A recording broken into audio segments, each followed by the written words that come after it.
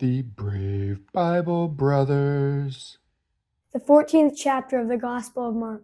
It was now 2 days before the Passover and the Feast of Unleavened Bread, and the chief priests and the scribes sought how they might seize him by deception and kill him. For they said, "Not during the feast, because there might be a riot among the people." While he was at Bethany, in the house of Simon the leper, as he sat at the table, a woman came, having an alabaster jar of ointment of pure nard, very costly. She broke the jar and poured it over his head. But there were some who were indignant among themselves, saying, "Why has this ointment been wasted? For this might have been sold for more than 300 denarii and given to the poor." So they grumbled against her. But Jesus said, "Leave her alone. Why do you trouble her? She has done a good work for me. For you will always have the poor with you, and whenever you want to, you can do them good. But you will not always have me. She has done what she could. She has anointed my body beforehand for the burying. Most certainly I tell you, wherever this good news may be preached throughout the whole world, that which this woman has done will also be spoken of for a memorial of her." Judas Iscariot, who was one of the 12, went away to the chief priests that he might deliver him to them. They, when they heard it, were glad and promised to give him money. He sought how he might conveniently deliver him. On the first day of unleavened bread, when they sacrificed the Passover, his disciples asked him, "Where do you want us to go and prepare that you may eat the Passover?" He sent 2 of his disciples and said to them, "Go into the city, and there a man carrying a pitcher of water will meet you. Follow him, and wherever he enters in, tell the master of the house, 'The teacher says, where is the guest room, where I may eat the Passover with my disciples?' He will himself show you a large upper room, furnished and ready. Get ready for us there." His disciples went out and came into the city and found things as he had said to them, and they prepared the Passover. When it was evening, he came with the 12. As they sat and were eating, Jesus said, "Most certainly I tell you, one of you will betray me, he who eats with me." They began to be sorrowful and to ask him one by one, "Surely not I?" And another said, "Surely not I."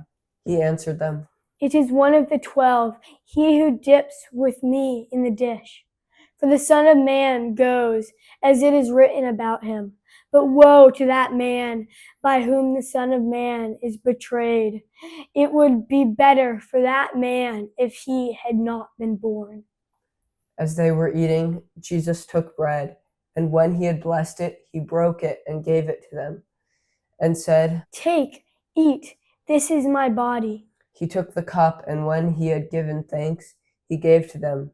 They all drank of it. He said to them, "This is my blood of the new covenant, which is poured out for many.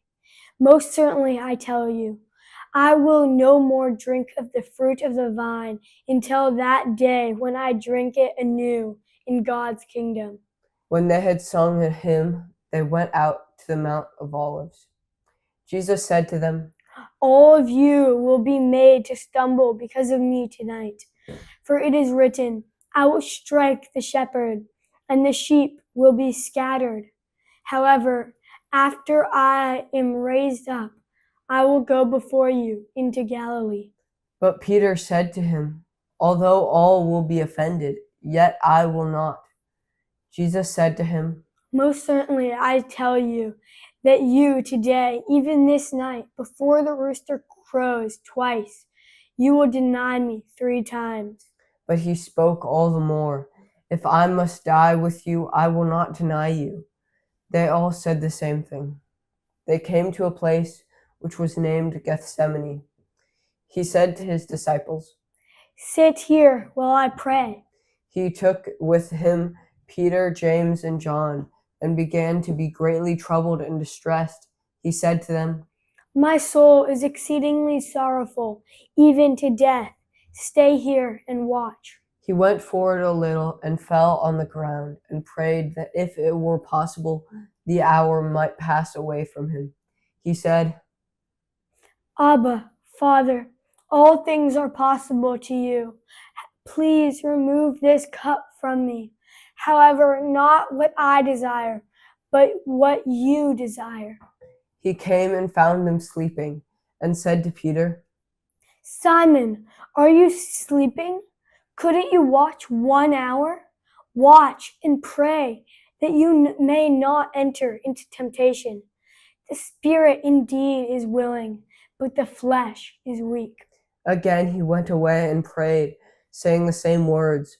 Again he returned and found them sleeping, for their eyes were very heavy, and they didn't know what to answer him.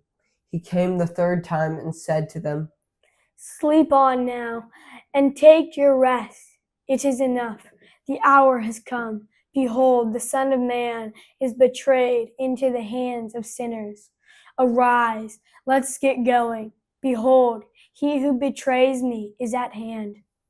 Immediately while he was still speaking, Judas, one of the 12, came, and with him a multitude with swords and clubs, from the chief priests, the scribes, and the elders. Now he who betrayed him had given them a sign, saying, Whomever I will kiss, that is he. Seize him and lead him away safely. When he had come, immediately he came to him and said, Rabbi, Rabbi, and kissed him. They laid their hands on him and seized him.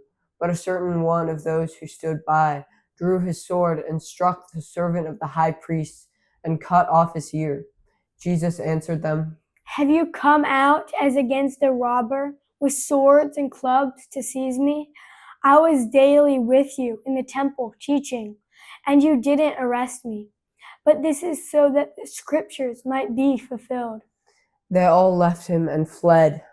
A certain young man followed him, having a linen cloth thrown around himself over his naked body.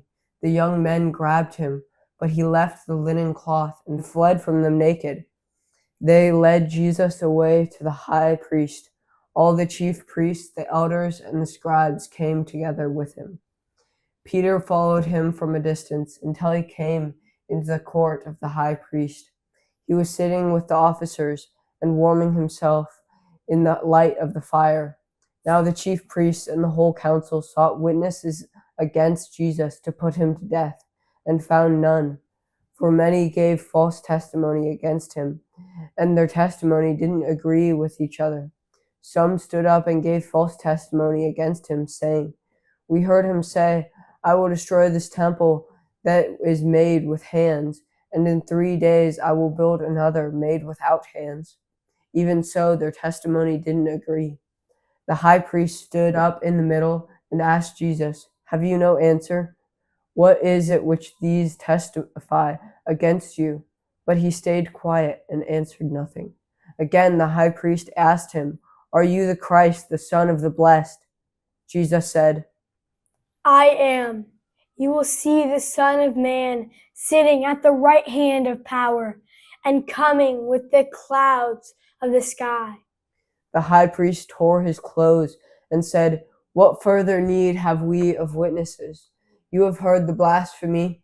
What do you think? They all condemned him to be worthy of death.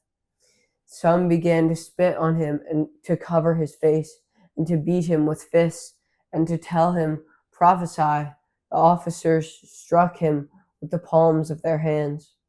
As Peter was in the courtyard below, one of the maids of the high priest came, and seeing Peter warming himself, she looked at him and said, You were also with that Nazarene, Jesus.